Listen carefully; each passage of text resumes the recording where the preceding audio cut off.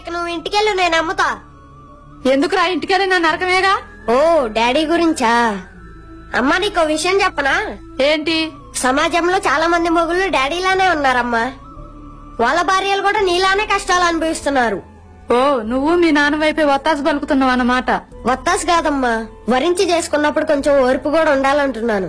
ఎంత ఓర్పు ఉండాలరా? ఆయనకి లేని అలవాటు ఉందా? తిన్నది కూడా వంట పట్టకుండా చేస్తున్నాడు. మరి అలాంటప్పుడు ఎందుకు చేసుకున్నావు? అప్పుడు బానే ఉన్నాడురా, పెళ్ళయ్యాకే మారాడు. చూడమ్మా, పెళ్ళయ్యాక మారిన భర్తను మార్చుకునే బాధ్యత ముమ్మాటికి భార్యదే. నా వల్ల కాదు. ఎందుకు కాదు? ఇప్పుడు మేము తప్పు చేస్తే మాకు మంచి చెడు చెప్పి మారుస్తున్నారుగా, అలానే మీరు మీ మొగుళ్ళకి చెప్పి ఎందుకు మార్చుకోరు? భార్య కూడా సందర్భాన్ని బట్టి భర్తకు తల్లవ్వాలమ్మా.